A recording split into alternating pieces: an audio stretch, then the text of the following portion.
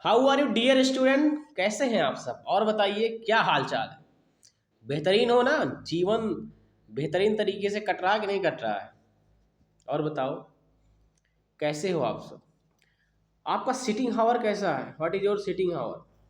कितने घंटे बैठ के पढ़ाई करते हो? इस चीज को कमेंट में जरूर मेंशन करना कि तुम 12 घंटे 72 आवर्स 48 आवर्स कितने घंटे बैठ के पढ़ाई करते हो। इस चीज को कमेंट में जरूर मेंशन करना, क्योंकि यही डिसाइड करता है तुम्हारे अंदर कितनी पोटेंशियल है। How much potential store in your body. तुम्हारा माइंड कितना कैपेबल है, किस लेवल तक जाने की तुम्हारे अंदर क्षमता है, ये तुम्हारा सिटिंग हावर डिसाइड करता है। सिटिंग हावर तुम्हारा डिसाइड करता है तुम किस लेवल तक जाओगे। ठीक है, और कब तक वहां पे टिके रहोगे ये भी तुम्हारा सिटिंग हावर ही डिसाइड करता है। कि इस दुनिया के जितने भी महारत वाले काम है ना, जितने भी ग्रेटनेस वाले काम है ना, सब इसी सिटिंग हावर के ऊपर निर्भर करते हैं। कौन कितना समय कितना घंटा बैठ के सोच विचार कर सकता है, कितना घंटा बैठ के पढ़ाई कर, खासकर स्टूडेंट के लिए कितना घंटा तुम बैठ के पढ़ाई कर सकते हो, दिस ओनली मैटर। लेटनेस कुछ नहीं होता है, लेटनेस बस आलस आती है, कुछ नहीं आता है। ठीक है, so welcome to my channel, myself Rohit Kesari. स्वागत करते हैं हम आप सबका अपने इस यूट्यूब के प्लेटफॉर्म पे।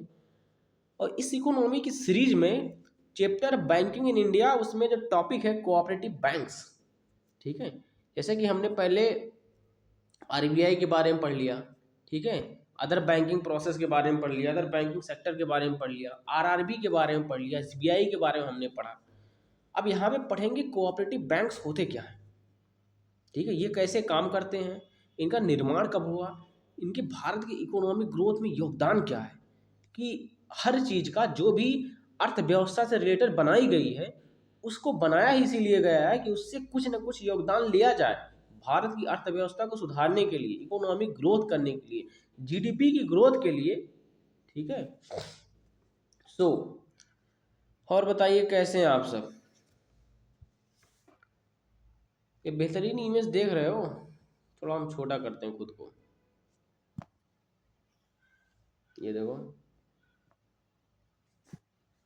भगवान श्री कृष्ण, ये सीन कहाँ गया? ये सीन महाभारत का है। ये देखो, भगवान श्री कृष्ण चक्र लेके दौड़े भीष्म पितामह को। जब भीष्म पितामह भगवान के कहने पे रुकते नहीं हैं तो भगवान क्रोधित हो जाते हैं। भीष्म पितामह कहते हैं कोई मुझे हरा नहीं सकता। भगवान कहते हैं मैं हूं ना, इस धरा पे मैंने अवतार ही किस लिए लिया है, मैं तुझे हराता हूं। अर्जुन, क्योंकि भीष्म पितामह पे वार कर नहीं रहे थे तो अर्जुन पैर पकड़ लेते हैं, प्रभु ऐसा अनर्थ मत कीजिए, क्योंकि आपने वचन दिया था कि मैं युद्ध में शस्त्र नहीं उठाऊंगा। भगवान ने कहा मैं ही वचन तोड़ने वाला, मैं ही वचन निभाने वाला, तो मैं वचन तोड़ दूंगा तो क्या हुआ क्योंकि उन्होंने कहा था ना, भगवान ने, यहाँ पे जो भी खड़ा है इस रण क्षेत्र में सब में मैं हूँ, और मैं ही युद्ध कर रहा हूँ, मैं ही संहार कर रहा हूँ, मैं ही खुद से युद्ध कर रहा हूँ, खुद का ही संहार कर रहा हूँ। महाभारत पढ़ा करो, रश्मि रथी में बहुत लाजवाब तरीके से लिखा गया है। सो बिना टाइम वेस्ट करते हुए सेशन को स्टार्ट करते हैं। ठीक है, एक थॉट के साथ। थॉट क्या है? Everyone want to live like you. Everyone, इस संसार में हर कोई तुम्हारे जैसा जीना चाहता है। ध्यान देना इस चीज को, बहुत बड़ी बात मैं बोल रहा हूँ। इस संसार में हर कोई केवल तुम्हारे जैसा ही जीवन जीना चाहता है। तुम जैसे जी रहे हो इस समय ना, जिस प्रकार से जी रहे हो, जिस प्रकार से तुम्हारी लाइफ रेगुलेट हो रही है, उसी प्रकार से हर व्यक्ति इस संसार का जीना चाहता है। लेकिन तुम उदास हो, तुम परेशान हो, मैं उसकी तरह जीऊं।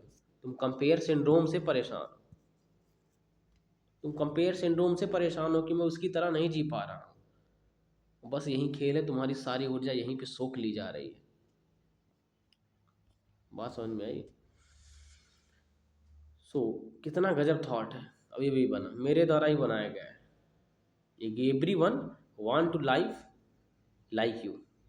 हर कोई तुम्हारी तरह जीना चाहता है। तुम इतने महान हो, सोचो, लेकिन तुम्हें खुद को, सेल्फ को ही नहीं पता कि तुम इतने महान हो। तुम इधर से ताकतवर हो। जिस दिन पता चल जाएगा उस दिन ये बन जाओगे, देखो भीष्म पितामह वासुदेव श्री कृष्ण, उस दिन तुम बन जाओगे। ठीक है, चलो अपने सेशन को स्टार्ट करते हैं। Cooperative banks. Bank in India can be broadly classified under two heads.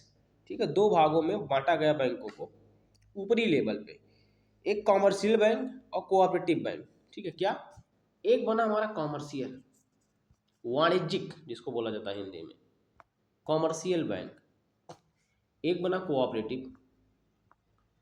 ठीक है, while commercial bank, nationalise bank, state bank group, private sector bank, foreign bank and RRB, these are called commercial bank. कौन कौन से commercial bank, ये question पूछा जा सकता है। कॉमर्शियल बैंक दे के ऑप्शन दे देगा कि व्हाट इज कॉमर्शियल बैंक, कितने कॉमर्शियल बैंक हैं। ठीक है, कॉमर्शियल बैंक में स्टेट बैंक ग्रुप हो गया, प्राइवेट बैंक सेक्टर हो गया, ठीक है, नेशनलाइज बैंक हो गया, फॉरेन बैंक होगा और डिफरेंट आरआरबीज हो गए, ये हमारे कॉमर्शियल बैंक।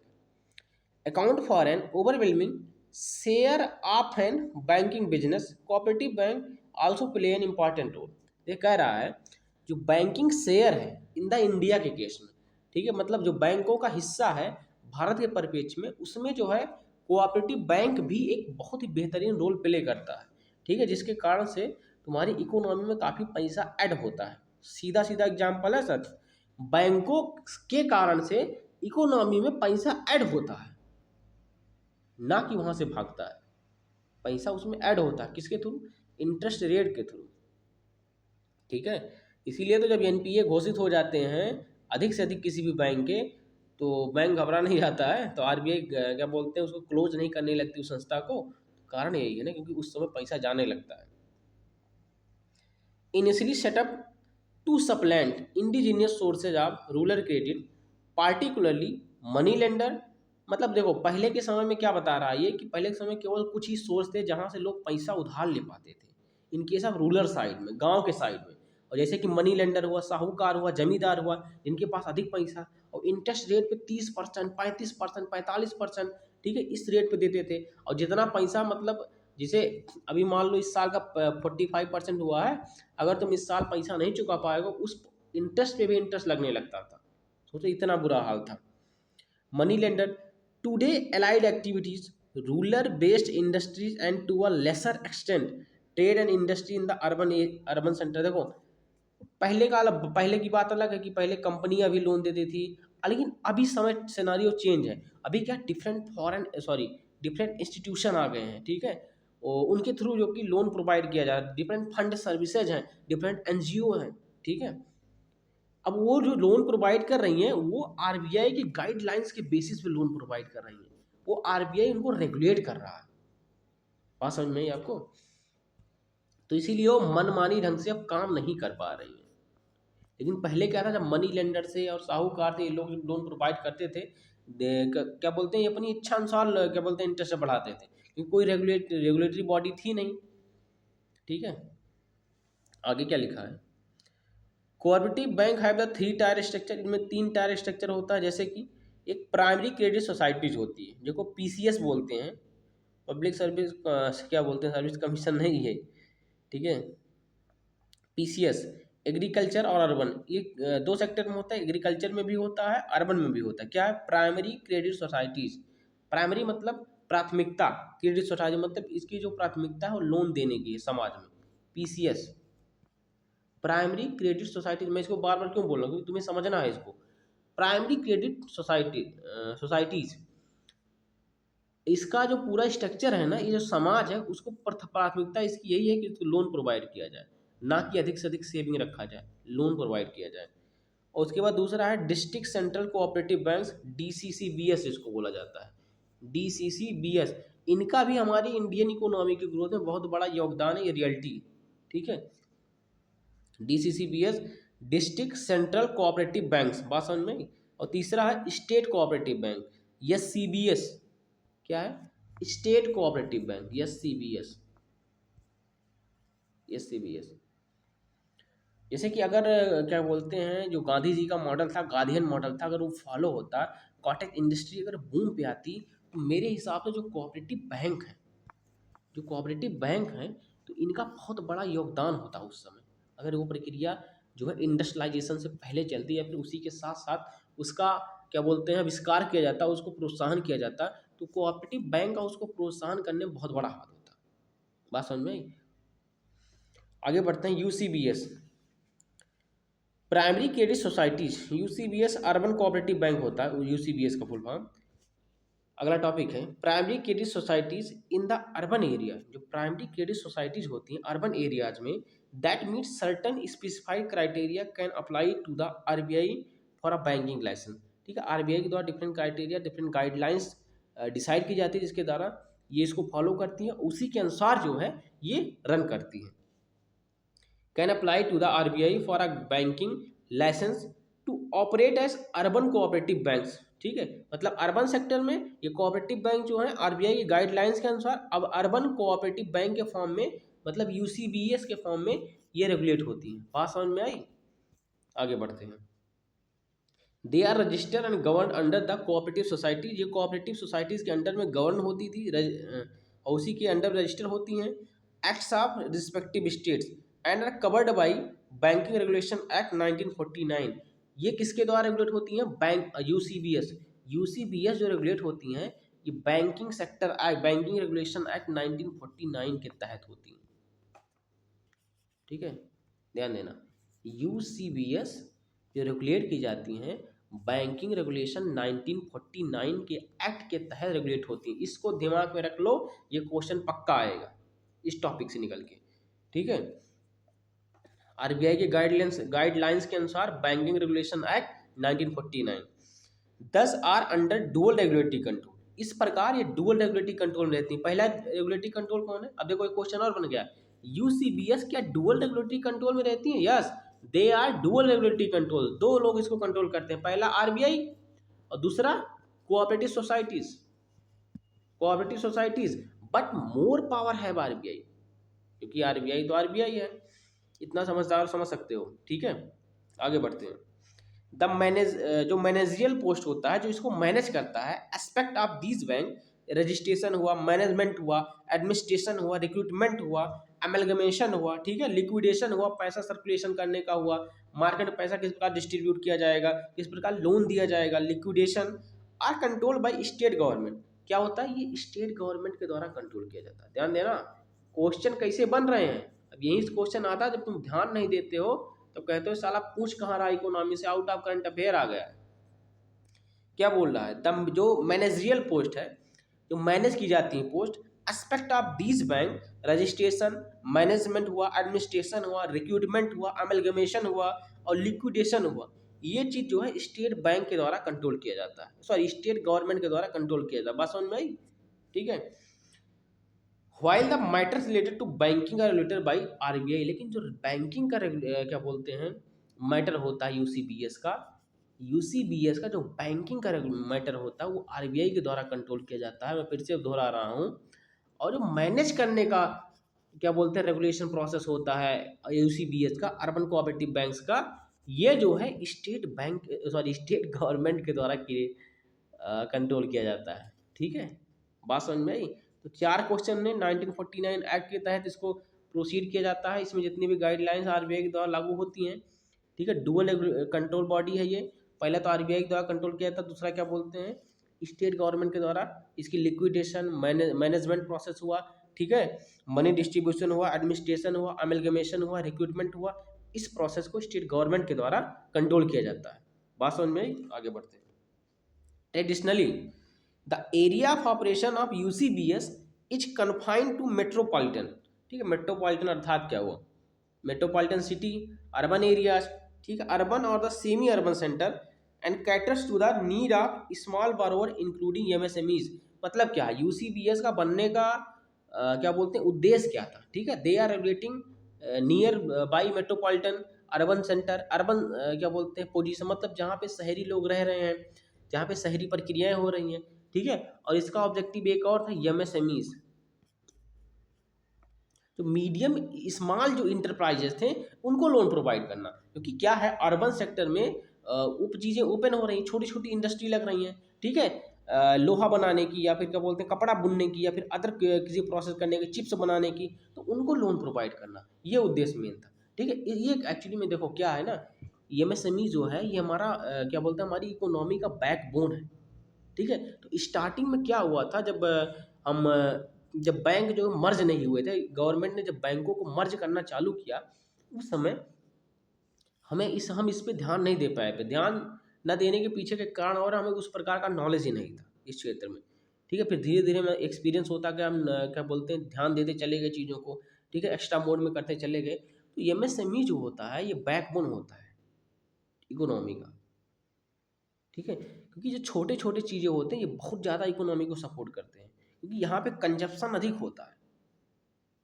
बात समझ में आई? उसके बाद एमएसएमई हुआ, रिटेल ट्रेडर्स हुआ, स्मॉल एंटरप्रेन्योर्स हुए, प्रोफेशनल्स हुए। ठीक है, इनको सपोर्ट करने के लिए अर्बन सेक्टर में। और सैलरी क्लास हुआ। ठीक है, सैलरी क्लास मतलब जो नौकरी लोग कर रहे हैं वो भी लोन लेना चाहते हैं, कुछ स्टार्ट करना चाहते हैं, जमीन खरीदना चाहते हैं। ठीक है, कुछ और प्रक्रिया मिल लगाना चाहते हैं।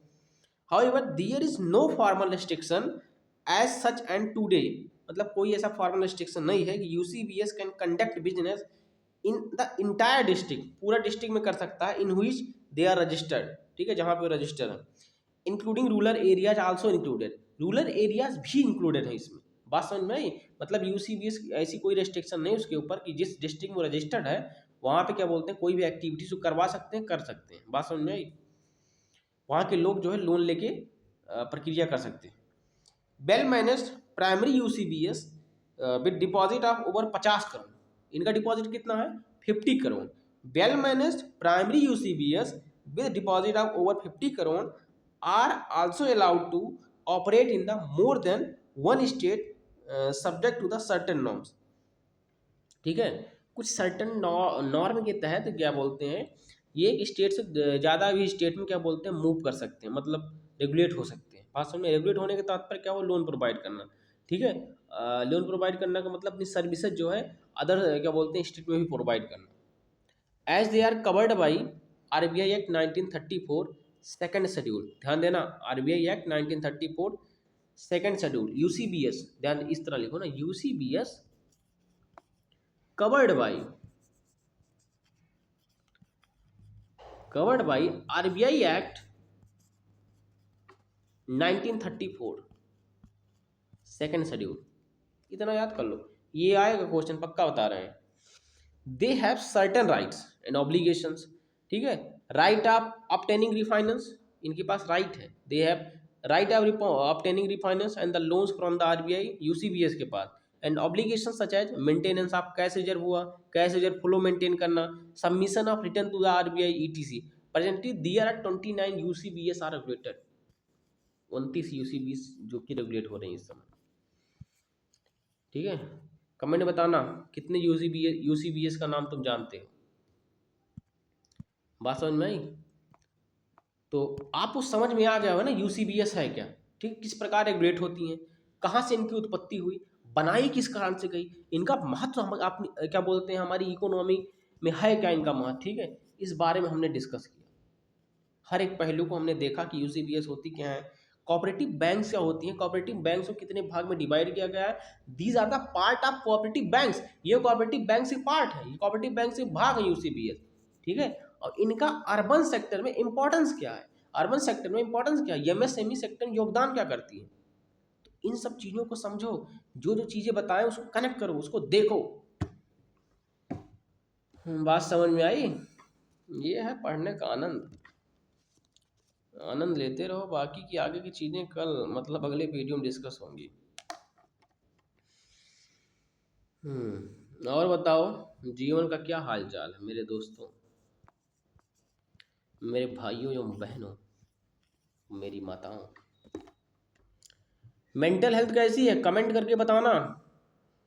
5-10 मिनट पर डे मैं अपने सेशन में पूछता हूँ, what is your mental, how is your mental health, condition क्या है उसकी, जरूर बताना। क्योंकि आज के समय इतनी पीड़ा है लोगों को, इतनी दिमाग में दिक्कतें हैं फालतू की ओवर थिंकिंग के कारण, बेचारे परेशान हैं। तो उसी परेशानियों को दूर तो करना पड़ेगा ना सर, और इस वीडियो के थ्रू अगर दूर हो जाए सबसे बड़ी बात है। कुछ बीमारियां हैं आज के समय में जो मैं डिस्कस करता रहता हूँ अपने सेशन में, सेल्फ डाउट सिंड्रोम सबसे बड़ी बीमारी, सबसे घातक आज के समय बीमारी है। कंपेयर सिंड्रोम सबसे घातक बीमारी, मैं सीडी मतलब एस लिखना चाहिए, कोई बात नहीं। सेल्फ डाउट सिंड्रोम मतलब तुम्हें अपने ऊपर विश्वास ही नहीं है तुम कुछ कर सकते हो। तुम अगर कुछ भी करना चाहते हो, तुमने किताब खोला, मैं किताब खत्म कर दूंगा, तुम्हारे अंदर डाउट आ गया मैं नहीं कर सकता हूँ। और जैसे सेल्फ डाउट सिंड्रोम आया, तुरंत कंपेयर सिंड्रोम हावी हो गया, तुम्हारे ऊपर अटैक कर दिया। अब तुम कंपेयर सिंड्रोम जैसे अटैक किया, तुम तुरंत अपने आप को दूसरे से कंपेयर करने लगे, सर वो कर लेगा, मैं अभी तक कर ही नहीं पाया। और तुरंत तुम्हारी सारी ऊर्जा डाउन हो जाएगी। When your energy level goes down, सब कुछ खत्म हुई, दिमाग तुम्हारा काम करना बंद कर दिया। ये प्रक्रिया है ब्रो। तो दिमाग को एक्टिवेट रखो, फालतू चीज़ों में दिमाग मत लगाओ, फोकस मोड में रहो। देखो क्या होता है, तुम जिस चीज़ पे जितना ध्यान देते हो ना, वही चीज़ें तुम्हारे राउंड चलने लगती हैं। दिमाग की एक खासियत है विजुअल। तुम गॉड गिफ्टेड तो हो नहीं, गॉड गिफ्टेड यहाँ कोई नहीं है। स्वामी विवेकानंद हुए, चाहे महात्मा बुद्ध हुए, हर किसी ने तपस्या की है, हर किसी ने प्रैक्टिस की, हर किसी ने अभ्यास किया है। यहाँ गॉड गिफ्टेड कोई नहीं है, समझ में? सबके दिमाग में पीड़ा आई थी, चाहे वो समय बिना मोबाइल वाला रहा हो, और चाहे वो समय आज के समय मोबाइल वाला हो। जो मोबाइल हम लोग दोष दे रहे हैं ना, चाहे जो समय रहा हो, हर समय हर इंसान के दिमाग में पीड़ा थी, हर इंसान डिप्रेशन में था। बात समझ में आई?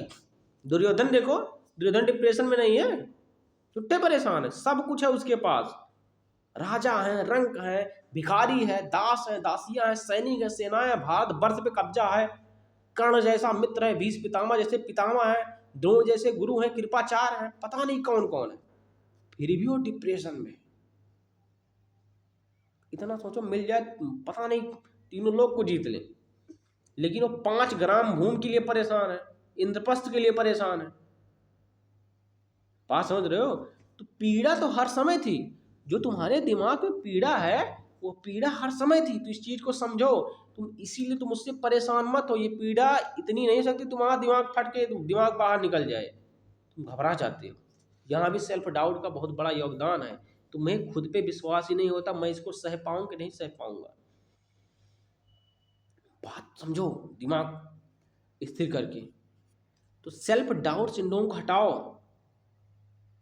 अपने ऊपर विश्वास करो। मतलब कुछ भी करने का हो, चाहे अंतरिक्ष में छेद करने का ही हो, स्पेस शिप बनाने का हो, बस तुम खुद से कहना, जीवन में कभी भी कोई भी कंडीशन है, हाँ मैं कर ले जाऊंगा। चाहे तुम कर पाओ या ना कर पाओ, बस इतना कहना, हाँ आई कैन डू इट, मैं कर सकता हूँ, बात खत्म हो, कुछ नहीं इसके सिवा।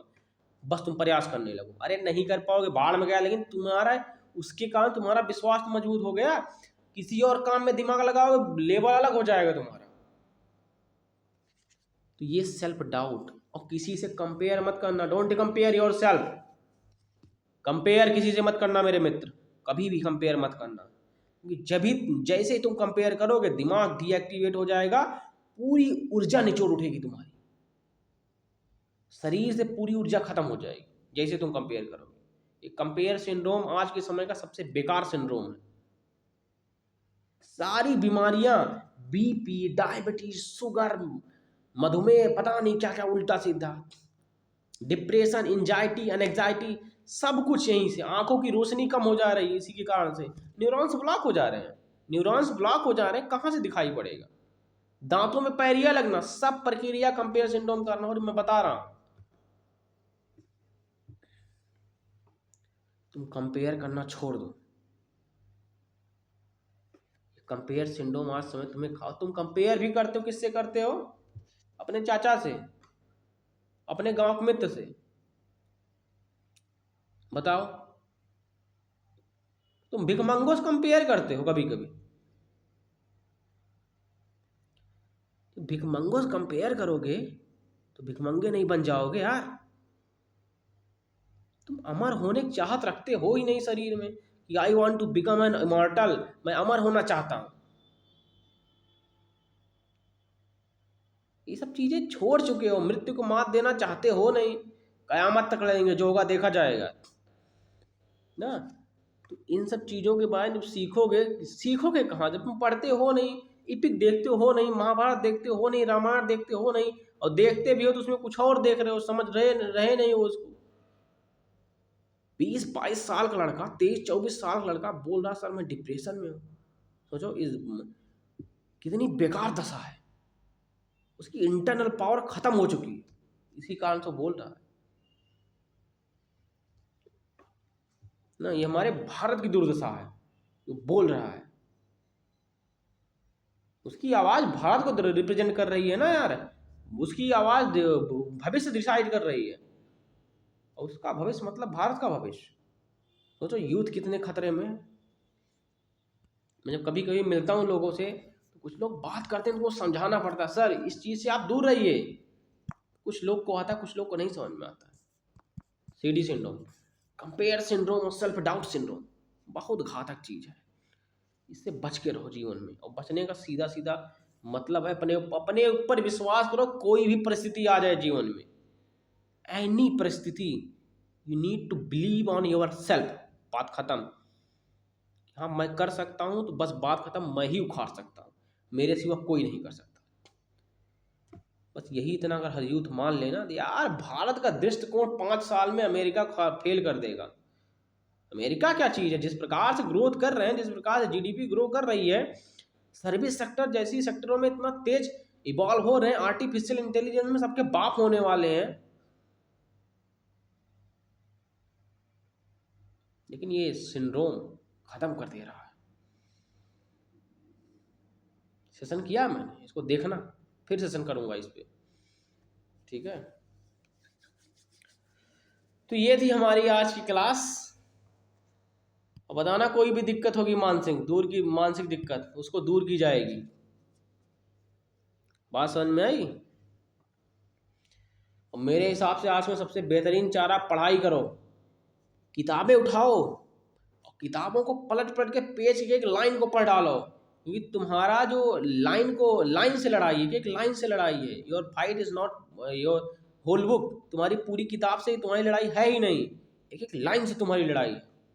बस तुम्हें एक एक लाइन समझना है। सोचो जब तुम एक एक लाइन समझोगे तो पूरा पैराग्राफ तैयार हो जाएगा, और पूरा पैराग्राफ जब तैयार होगा, पूरी बुक क्या बोलते हैं पेज तैयार हो जाएगा, और पेज के कारण से पूरी बुक तैयार हो जाएगी। समझ में आया। और बुद्धि को एक्सप्लोर करो, और इस एसडी सिंड्रोम से बाहर निकलो, सेल्फ डाउट सिंड्रोम से। मैं देख के परेशान हो जाता हूँ लोगों को, गजब यार गजब, ऐसी ऐसी समस्याएं यूथ को घेरे हुए है। अरे सोचो उन लोगों के बारे में सोचा करो, अंगराज कर्ण, भीष्म पितामह, भगवान श्री कृष्ण कैसी परिस्थितियों से बाहर निकल के आए। सोचो पैदा जेल में हुए। तो इन सब चीज़ों को समझो, सीखो। अंगराज कर्ण सोचो कितनी मेहनत करके, तपस्या करके, तभी वो अंगराज कर्ण बन भी पाया। अन्यथा जिस परिस्थिति में था ना, अगर उसको सेल्फ डाउट हो जाता, कंपेयर सिंड्रोम हो जाता, तो जीवन में कभी नहीं बन पाता। उसने अपनी तुलना आज तक अर्जुन से की ही नहीं। कोई भी प्रक्रिया को कहता था मैं कर लूंगा, उसको सेल्फ डाउट था नहीं। सोचो, इसीलिए वो अंगराज कर्ण था। इसलिए तुम मलिच्छ हो। इस सेल्फ डाउट सिंड्रोम से बाहर निकलो, कंपेयर सिंड्रोम से बाहर निकलो। फिर देखो संसार कितना उज्जवल है यार। इन्हीं यही विचार तो हैं जो तुम्हारे दिमाग में आते हैं, बुरे संसार बनाए हुए हैं ना, क्योंकि विचार ही संसार है। बहुत बेहतरीन थॉट है ये, जो तुम्हारे विचार हैं, थॉट, ये विचार ही तो संसार है। क्योंकि एक विचार जो तुम्हारे दिमाग में आता है वही संसार बन जाता है, और तुम उसी में खो जाते हो, कहीं और तुम्हें जाना ही नहीं पड़ता। जैसे आज बीआर टेक्नोलॉजी आई है, बीआर टेक्नोलॉजी, उसमें क्या होता है, शुतुरमुर्ग होता है ना, उसका एग्जाम्पल, उसके शुतुरमुर्ग के आंख में लगा देते हैं भैया, उसमें दिखाया जाता है आसमान दिखने लगता है, पक्षी उड़ रहे हैं, उल्टा सीधा प्रक्रिया, उड़ने वाली सारी प्रक्रिया दिखती है, वो भी पंख फैला के उड़ने लगता है। तो उसी प्रकार से विचार हैं, तुम्हारे दिमाग में विचार आ जाते हैं, तुम उसी में खो जाते हो। एसडी वाले विचार, सेल्फ डाउट वाले विचार, उसी में तो सोचने लगते हो हाँ यार मैं कर नहीं सकता, वो भी कह रहे थे, मामा भी वही कह रहे थे, सही है कह रहे थे, पापा भी, मौसी भी वही कह रही थी मेरे, क्या बोलते हैं, पापा भी बोल दिए थे, अब तुम उसी में रो रहे हो, और वहीं खत्म हो जा रहे हो, जीवन सब खत्म। उसे उल्टी सीधी हरकतें करने लगते हो, नशा करने लगते हो, सुट्टा मारने लगते हो, शराब पीने लगते हो। ठीक है, उल्टी सीधी वेबसाइटों पर ट्रेवल करने लगते हो आज के समय। तो बुद्धि को नियंत्रण रखो मेरे भाई, क्योंकि यहाँ पे आए हो धरती पे, कुछ उखाड़ के जाओ ना यार, कुछ जीवन में उस लेवल का पोटेंशियल निकाल के जाओ।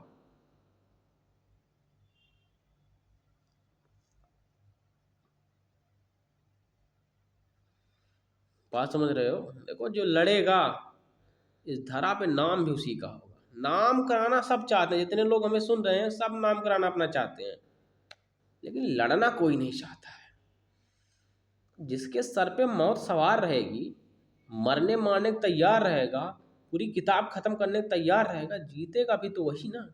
खेल है दुनिया का। This is an interesting interesting fact. समझ में आया? तो एचडी सिंड्रोम, कंपेयर सिंड्रोम से बचो, सेल्फ डाउट और कंपेयर सिंड्रोम से बचो, क्योंकि यही समय है। और बेहतरीन खाओ, बेहतरीन सोचो, बेहतरीन करो, बस जीवन सुखमय है। क्योंकि सुख तो हर समय तुम्हारे पास है ना, अगर उसको देखो तुम तो, लेकिन तुम परेशान हो इसीलिए उसको देख नहीं पा रहे हो। ठीक है, so thank you for watching. इसी के साथ अपने इस सेशन को समाप्त करते हैं। जय हिंद, जय भारत। मिलते हैं नेक्स्ट वीडियो में। स्वस्थ रहो, मस्त रहो, ताकतवर बनो, उसके बाद सदा मुस्कुराते रहो।